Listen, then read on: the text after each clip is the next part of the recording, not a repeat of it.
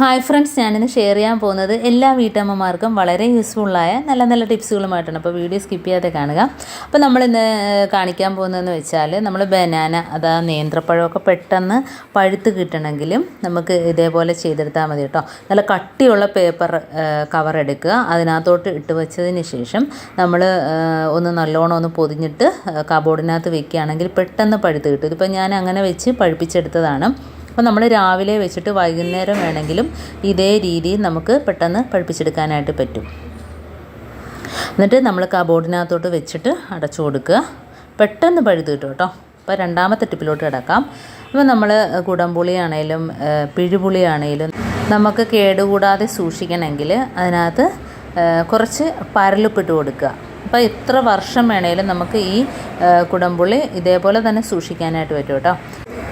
അപ്പോൾ നമ്മൾ ഇട്ട് വയ്ക്കുന്ന കുപ്പിക്കകത്ത് ഇതേപോലെ പരലുപ്പിട്ട് കൊടുത്തതിന് ശേഷം നമുക്ക് ഇട്ട് കൊടുക്കുകയാണെങ്കിൽ എത്ര നാൾ വേണമെങ്കിലും നമുക്ക് പുളി ഫ്രഷായിട്ട് തന്നെ ഇരിക്കും കേട്ടോ. അപ്പോൾ ഇതേപോലെ ആദ്യം പരന്ന ബൗളിനകത്തോട്ട് ഇട്ടിട്ട് നമ്മൾ ഉപ്പ് കുടഞ്ഞു കൊടുക്കുക, പരലുപ്പ് ഇട്ട് കൊടുക്കുക. അടുത്ത ടിപ്പിലോട്ട് കിടക്കാം. നമ്മൾ കുടയൊക്കെ മഴ സമയത്ത് ഉപയോഗിച്ചിട്ട് മാറ്റി വയ്ക്കുമല്ലേ, അപ്പം വീണ്ടും അടുത്ത മഴയൊക്കെ വരുമ്പോഴത്തേനും എടുക്കുമ്പോൾ അത് ബെൻഡായിട്ടിരിക്കും. എടുക്കുന്നതിനൊക്കെ തുറക്കുന്നതിനൊക്കെ പാടായിരിക്കും. എൻ്റെ കമ്പിയെല്ലാം ഒടിഞ്ഞു പോകാനൊക്കെ ചാൻസ് ഉണ്ട് കേട്ടോ. ഇതുപോലെ തുറക്കുന്നതിനും അടക്കുന്നതിനൊക്കെ ബുദ്ധിമുട്ടായിരിക്കും. അതുകൊണ്ട് നമുക്ക് ആ ചെറിയ കമ്പികളൊക്കെ അതുപോലെ ഒടിഞ്ഞു പോകാറുണ്ട്. അപ്പോൾ അങ്ങനെയൊന്നും ഇല്ലാതിരിക്കണേ നമ്മുടെ കയ്യിൽ മെഴുകുതിരി ഉണ്ടെങ്കിൽ ഇതേപോലെ ആ കമ്പിക്കകത്തൊന്ന് റബ്ബ് ചെയ്ത് കൊടുക്കുക ഉണ്ടോ. ഇതേപോലെ ജസ്റ്റ് ഒന്ന് ആക്കി കൊടുത്താൽ മാത്രം മതി. ചെറിയ കമ്പിയിലും ഒക്കെ ഒന്ന് ആക്കി കൊടുക്കുമ്പോഴത്തേനും നമ്മൾ എണ്ണയൊക്കെ എണ്ണ വേണേലും തേച്ച് കൊടുക്കാം. പക്ഷേ എണ്ണ തേച്ച് കൊടുക്കുമ്പോഴത്തേനും ഉറുമ്പ് ഉണ്ടാകാനൊക്കെ ഉള്ള ചാൻസ് ഉണ്ട്. അപ്പോൾ ഇതേപോലെ മെഴുകുതിരി വെച്ചൊന്ന് തേച്ച് കൊടുത്തതിന് ശേഷം അടച്ചു കൊടുക്കുകയാണെങ്കിൽ കണ്ടോ നല്ല രീതിയിൽ നമുക്ക് അടഞ്ഞു കിട്ടുകയും ചെയ്യും. അത് മാത്രമല്ല തുരുമ്പിക്കത്തില്ല, പിന്നെ കമ്പി ഒടിഞ്ഞു പോകാറില്ല. അപ്പോൾ ഇതേപോലെ ചെയ്യാത്തവർ ഇതേപോലെ ആക്കി സൂക്ഷിക്കാവുന്നതാണ്. അടുത്ത ടിപ്പിലോട്ട് കിടക്കുക. അപ്പോൾ നമ്മൾ ടൂപ്പിക്കൊക്കെ പെട്ടെന്ന് അത് കരിമ്പുള്ളിയൊക്കെ അടിച്ചിട്ട് ചീത്തയായി പോകാറുണ്ടല്ലേ. അപ്പം നമ്മൾ അതിനകത്തോട്ട് ഒരു ടിഷ്യൂ പേപ്പർ ഇതേപോലെ ഇട്ട് കൊടുത്തിട്ട് അടച്ചു വെക്കുകയാണെങ്കിൽ നമുക്ക് ടൂപ്പിക്ക് എപ്പോഴും നല്ല പുതിയതുപോലെ ഫ്രഷായിട്ടിരിക്കും. അടുത്ത ടിപ്പെന്ന് പറഞ്ഞാൽ നമ്മൾ ഇതേപോലെ ഒരു ഗ്ലാസ്സിൽ നിന്ന് മറ്റൊരു ഗ്ലാസ്സിലേക്ക് വെള്ളമോ ചായയോ ജ്യൂസോ ഒക്കെ ഒഴിച്ചു കൊടുക്കുമ്പോഴത്തേനും ആ ഗ്ലാസ്സിനകത്ത് ചുറ്റുഭാഗത്തൊക്കെ ആകാറുണ്ടല്ലേ. അപ്പോൾ അങ്ങനെ ഇല്ലാതിരിക്കണമെങ്കിൽ ഒരു സ്പൂൺ ഇതേപോലെ വെച്ചതിന് ശേഷം ഒഴിച്ചു കൊടുക്കുകയാണെങ്കിൽ നമുക്ക് ആ ഗ്ലാസ്സിൻ്റെ ചുറ്റുഭാഗത്തും ആകാതെ നമുക്ക് ഇതേപോലെ തന്നെ ഒഴിച്ചെടുക്കാനായിട്ട് പറ്റും കേട്ടോ. അപ്പോൾ ഗ്ലാസ്സൊന്നും വൃത്തികേടാകാതെ നമുക്ക് ഇതേപോലെ ജ്യൂസൊക്കെ ഒഴിച്ചെടുക്കാനായിട്ട് പറ്റും. അപ്പോൾ ഞാൻ ഒന്നുകൂടെ കാണിക്കും. അപ്പോൾ നമ്മൾ ഇതേപോലെ ഗ്ലാസ്സിൽ നിന്ന് മറ്റൊരു ഗ്ലാസ്സിലേക്ക് വെള്ളം ഒഴിക്കുമ്പോഴത്തേനും ഇതേപോലെ ഒന്ന് ഒഴിച്ചെടുക്കുക. വെള്ളം മാത്രമല്ല കേട്ടോ, ഏത് സാധനം വേണമെങ്കിലും ഇതേപോലെ ആക്കിയെടുക്കുക. അടുത്ത ടിപ്പിലോട്ട് കിടക്കുക. അപ്പോൾ നമ്മൾ ഇതേപോലെ നെയിൽ പോളിഷൊക്കെ എടുക്കുമ്പോഴത്തേനും കട്ട പിടിച്ചിരിക്കാറുണ്ടല്ലേ. അപ്പോൾ അങ്ങനെയൊന്നും ഇല്ലാതിരിക്കണമെങ്കിൽ നമ്മൾ ഉപയോഗിക്കാൻ നേരം നമ്മുടെ കയ്യിൽ ഇതേപോലെ എന്തെങ്കിലും ഒരു പെർഫ്യൂം ഉണ്ടെങ്കിൽ അതിനകത്തോട്ട് 2-3 വട്ടം ഇതേപോലെ ഒന്ന് പ്രസ് ചെയ്ത് കൊടുക്കുക. അപ്പോൾ ആ ഒരു സ്പ്രേയുടെ ഇത് വെച്ചിട്ട് തന്നെ നമുക്ക് നെയിൽ പോളിഷൊക്കെ അലിഞ്ഞ് കിട്ടും കേട്ടോ. അപ്പോൾ നഖത്തിലൊക്കെ ഇടുന്നതിന് നല്ല രീതിയിൽ നമുക്ക് നെയിൽ പോളിഷ് ഇടാനായിട്ട് പറ്റും. അപ്പോൾ ഇതേപോലെ നല്ലോണം കുലുക്കി കൊടുക്കുക. എന്നിട്ട് നല്ല രീതിയിൽ നമുക്ക് നെയിൽ പോളിഷ് ഇടാനായിട്ട് പറ്റും കേട്ടോ. ഉണ്ടോ. അടുത്ത ടിപ്പിലോട്ട് കിടക്കാം. അപ്പോൾ നമ്മൾ ചീർപ്പൊക്കെ പ്രത്യേകിച്ച് നനയാതെ നമുക്ക് അതിനകത്തുള്ള അഴുക്കൊക്കെ കളഞ്ഞെടുക്കണമെങ്കിൽ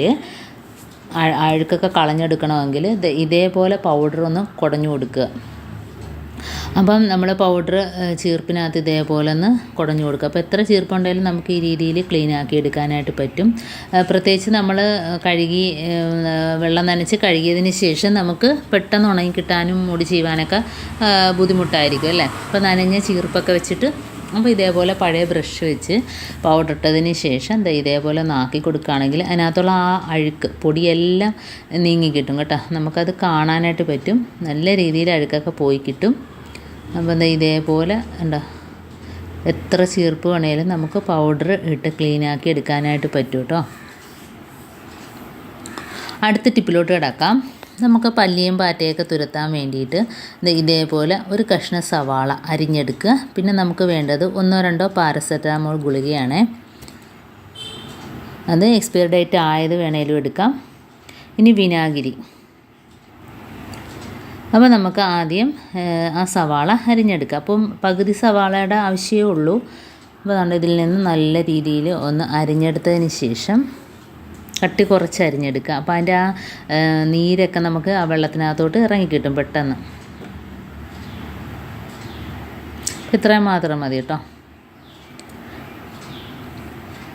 അപ്പോൾ അത്രയും സവാള അരിഞ്ഞെടുത്തിട്ടുണ്ട്. ഇനി നമുക്ക് ഇതിനകത്തോട്ട് വിനാഗിരി ഒഴിച്ച് കൊടുക്കാം. ഇനി നമുക്ക് ഈ പാരസെറ്റാമോൾ ഗുളിക പൊടിച്ചത് ഇട്ട് കൊടുക്കാം. അതൊന്ന് പൊടിച്ചിട്ടെടുക്കാം. അപ്പോൾ വളരെ ഈസിയാണ്. നമ്മുടെ വീട്ടിലുള്ള നിസ്സാര സാധനങ്ങൾ വെച്ചിട്ട് തന്നെ നമുക്ക് എലിയും പല്ലിയും പാറ്റയൊക്കെ തുരത്താം. പിന്നെ കുറച്ച് വെള്ളം, അപ്പോൾ ഒരുപാട് വെള്ളത്തിൻ്റെ ആവശ്യമില്ല, കുറച്ച് വെള്ളം ഒഴിച്ച് കൊടുത്തിട്ടുണ്ട്. അപ്പോൾ ഇതേപോലെ രാത്രി വെച്ചതിന് ശേഷം രാവിലെ എടുക്കുകയാണെങ്കിൽ അതിനകത്തുള്ള എസൻസ് എല്ലാം ഇറങ്ങി നമുക്ക് നല്ലൊരു മണമായിരിക്കും. ഇതിൻ്റെ ഉള്ളിയുടെ മണം നമുക്കിഷ്ടപ്പെടും, പക്ഷേ എലികൾക്കൊന്നും അത് ഇഷ്ടപ്പെടത്തില്ല. ഈ ഒരു സ്പ്രേ റെഡിയാക്കുന്നതിന് വേണ്ടിയിട്ട് കുറച്ച് വെള്ളം കൂടെ ഞാൻ ഒഴിച്ച് കൊടുത്തിട്ടുണ്ട് കേട്ടോ. ഇനി നമുക്കൊന്ന് അരിച്ചെടുക്കാം. അപ്പോൾ അരിച്ചെടുത്തതിന് ശേഷം നമുക്ക് ഇതിനകത്തോട്ട് കുറച്ച് ഉപ്പ് പൊടി ഇട്ട് കൊടുക്കാമേ. ഒരു സ്പൂൺ അളവിൽ ഉപ്പ് പൊടിയും കൂടി ഇട്ട് കൊടുക്കുന്നുണ്ടേ. അപ്പോൾ ഈ വെള്ളം നമ്മൾ കിച്ചണിൽ, കിച്ചണിലെ ബേസിനിൽ, വാഷ് ബേസിനിൽ, അതേപോലെ സിങ്കിൽ, അതേപോലെ തന്നെ മുറ്റത്ത് എലി വരുന്ന പൊത്തൊക്കെ ഉണ്ടെങ്കിൽ ആ ഭാഗത്തൊക്കെ ഒഴിച്ചു കൊടുക്കുക. അപ്പോൾ ഈ ഒരു സ്മെല്ലടിച്ചിട്ട് നമ്മൾ പാമ്പ് പോലും മുറ്റത്തൊന്നും വരത്തില്ല. അത്ര ഒരു എഫക്റ്റാണ് ഇതിന്. ഇതിനകത്ത് ഇപ്പോൾ നമ്മൾ ചേർത്തിരിക്കുന്നത് വിനാഗിരി, അതേപോലെ തന്നെ പാരസെറ്റാമോൾ ഗുളിക.